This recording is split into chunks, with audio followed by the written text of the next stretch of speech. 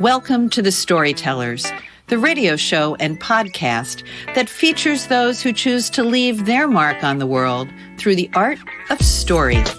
I'm your host, Grace Sammon. I look forward to our time together today. Now, let's meet our storyteller. Erica Katz is a pseudonym for a graduate of the University of Michigan at Ann Arbor and Columbia Law School.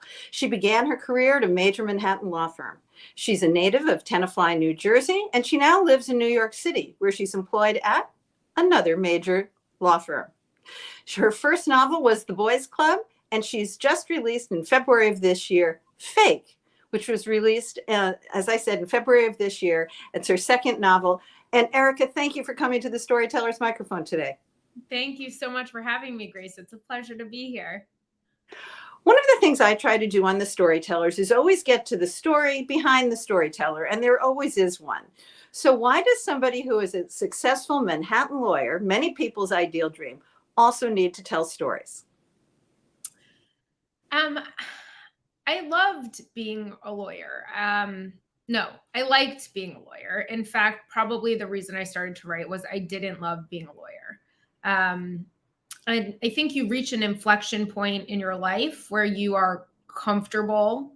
And it is that comfort for me that gives you the freedom to question what you really want to do, right? So you're no longer trying to gain comfort or creature comforts, and you start to explore your passions. And for me, I think I always sorted my thoughts best via the written word, in an informal sense.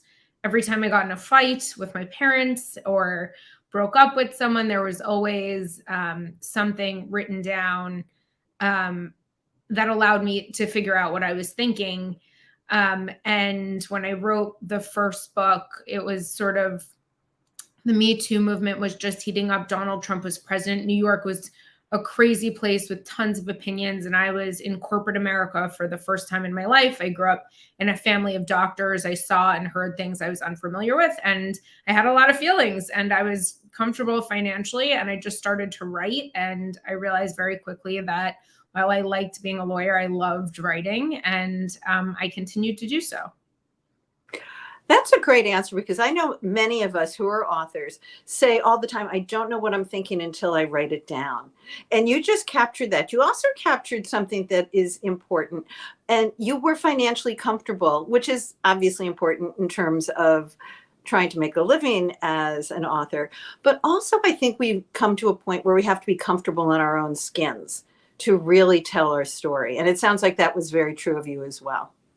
Yes, absolutely. And more than the question, why do you write? Because I think, 5 minutes into speaking to me, you realize it's something I love. But more, I get the question, oh gosh, I lost my train of thought.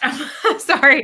More. Okay. We're talking about being comfortable in our own skin. Oh yeah, sorry. More, I get the question, why didn't you write right out of college, right? Like, do you regret? So that's exactly what I was thinking. Do you regret going to law school?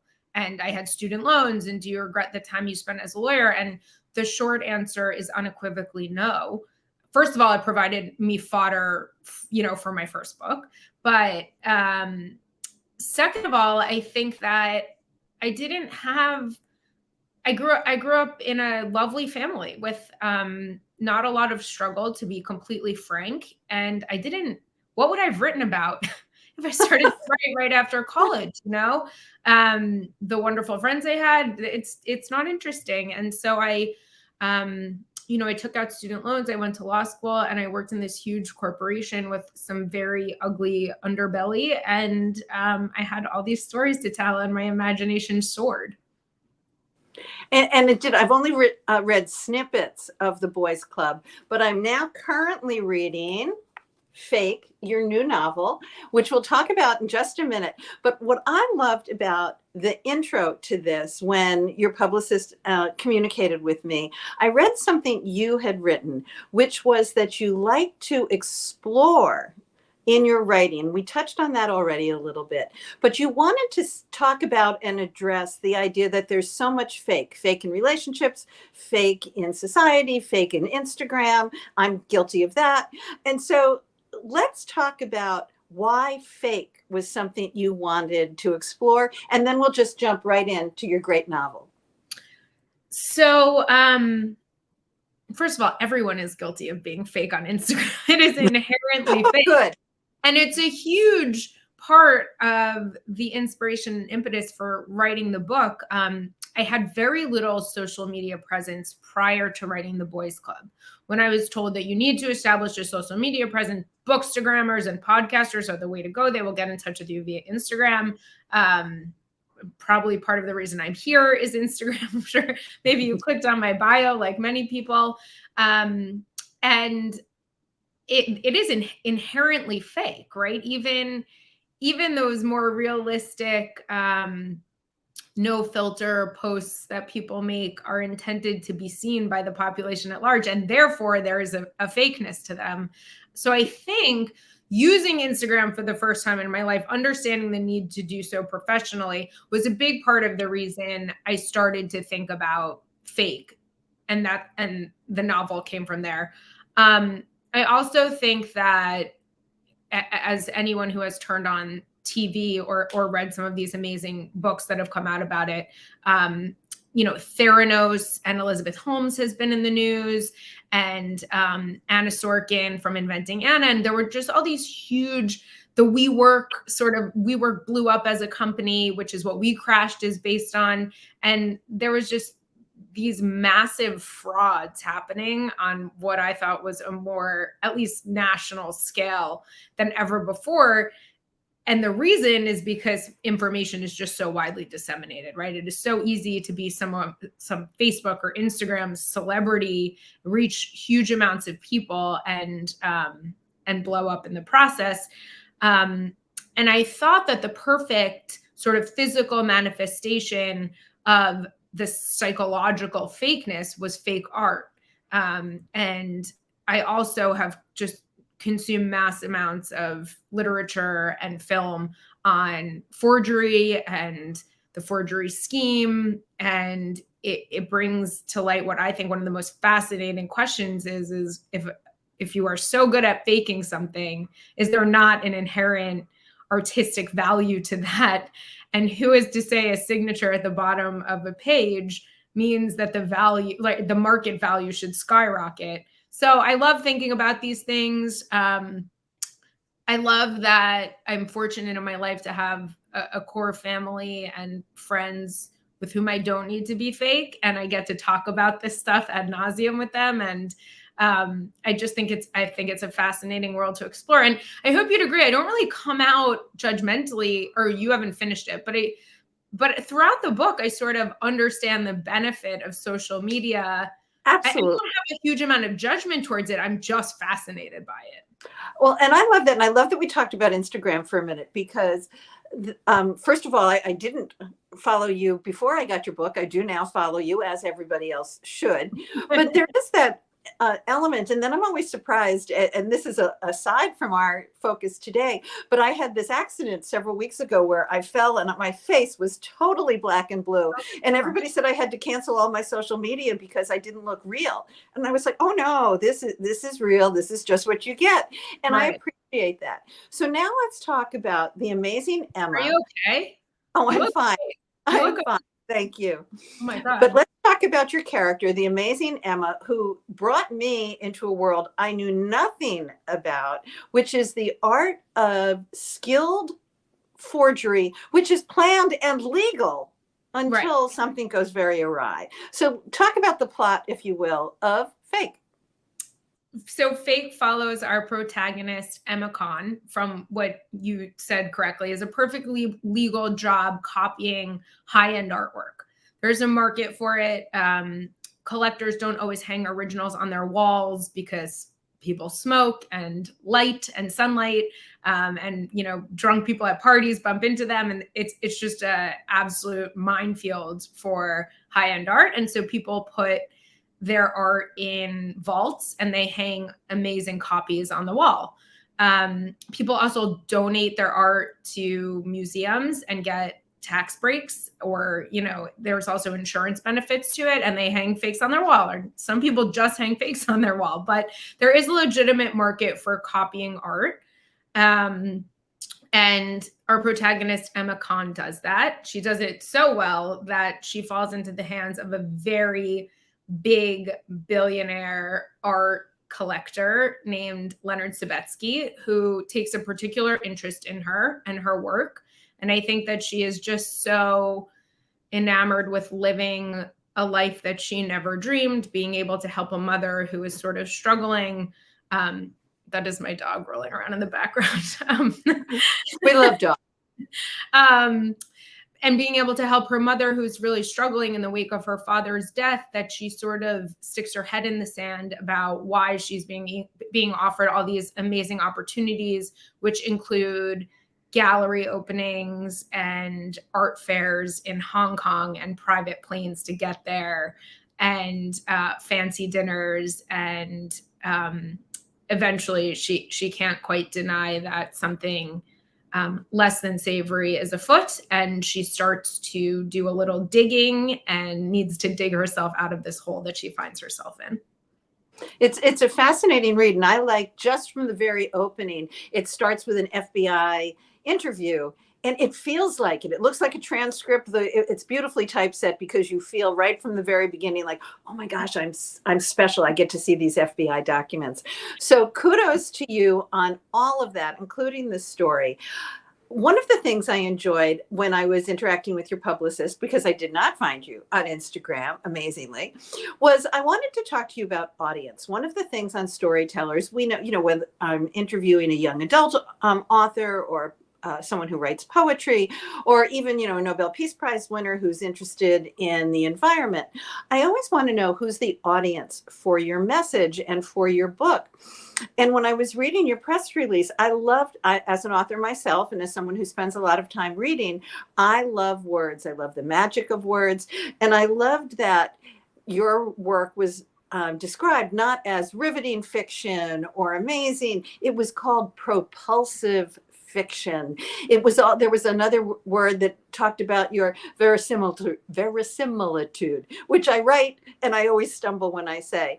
So that to me said that your publisher has a certain audience in mind.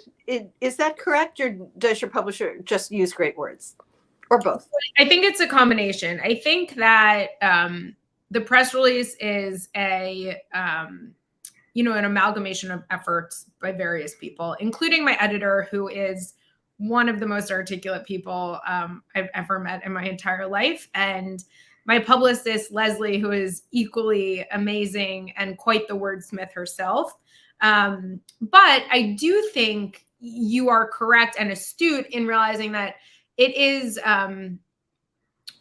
does take a certain complex brain to even understand the pitch for it. And I think that is intentional. I think there's a lot going on in the book. And while there is a sort of young coming of age social media component, the real perspective of the book is to understand fakeness and the world at large surrounding the protagonist. And it's really geared towards an older reader understanding that world. And I think probably that is a large part of the word choice, but the word choice is beautiful. And I hope that it appeals to the reader I'm hoping to attract, which is someone who wants to dissect the world around them, but also have a lot of fun. And I think that will be accomplished.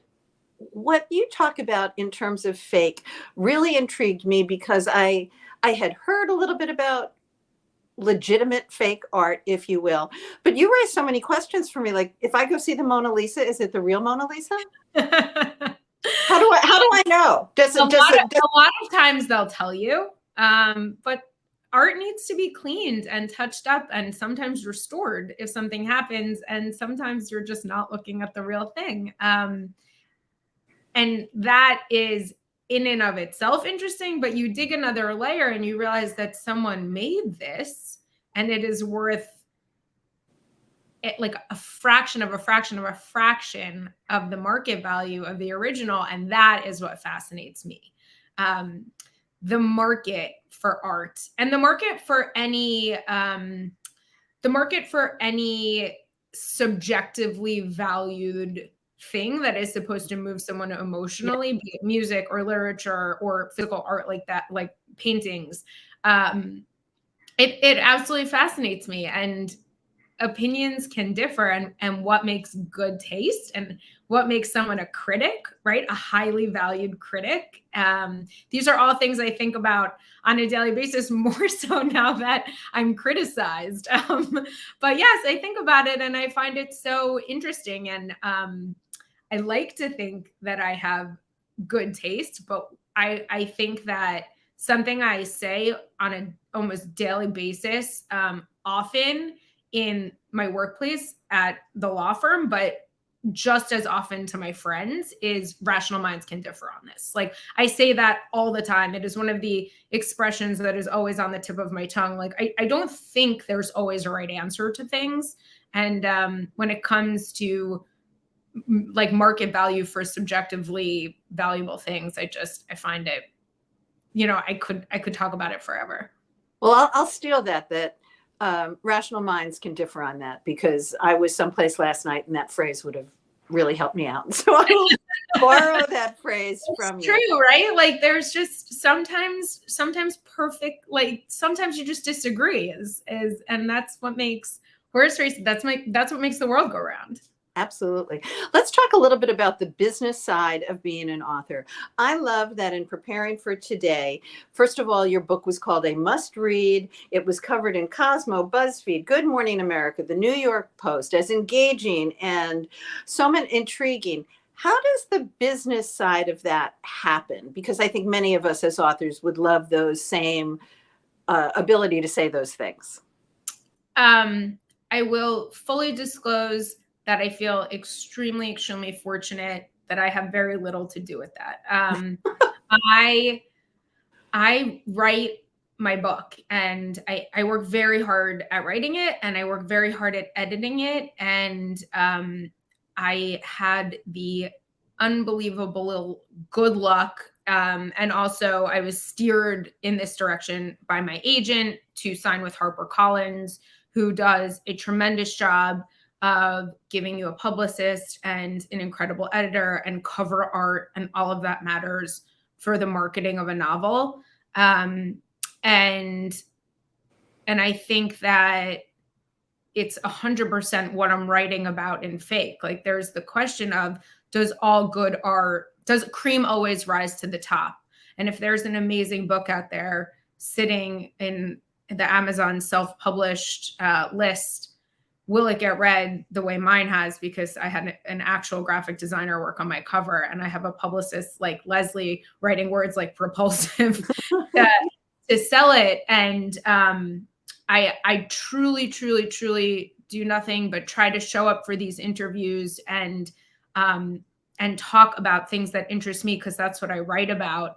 And I don't do much of the back end stuff. My advice to anyone trying to write a book, I think, is to not poo-poo the marketing side of it, because I think that you can have a work with a tremendous amount of integrity, and sometimes it doesn't get seen. Like, I truly believe that I'm not the author that signed a good deal and thinks all cream rises. Like, I actually think there's probably the next great American novel sitting unpublished somewhere, and I think it's so unfortunate. But because I struggled to get my book read the first time, I will say that I read everything that comes my way. And I always respond to anyone reaching out on my webpage or social media or email. So if you are trying to get published, I can't really help you with the marketing side of it, but I can offer whatever advice I can give.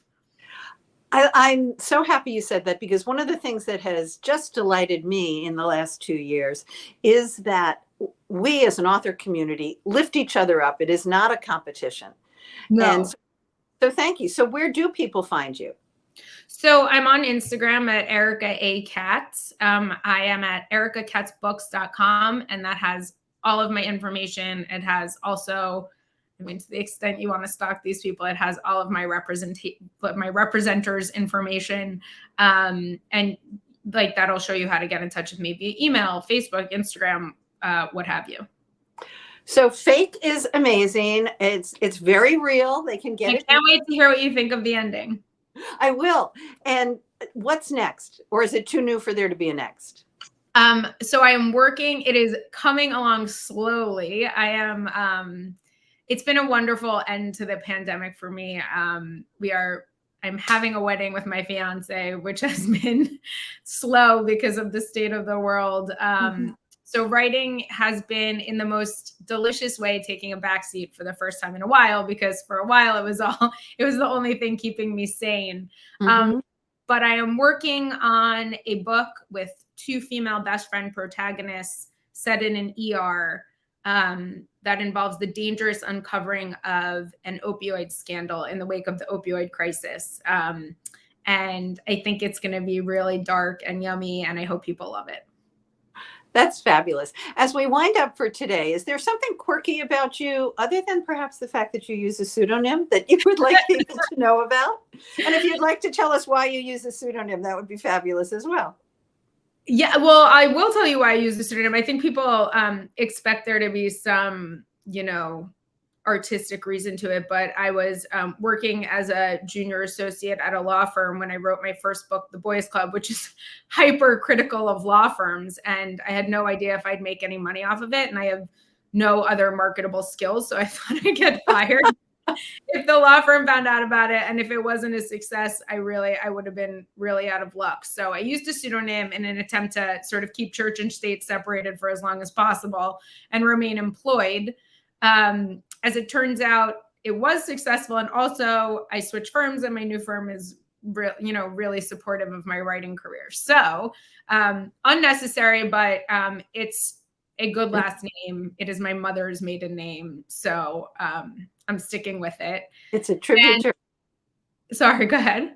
No, it's a tribute to her. So what else is something quirky that people might not know? Something quirky about me.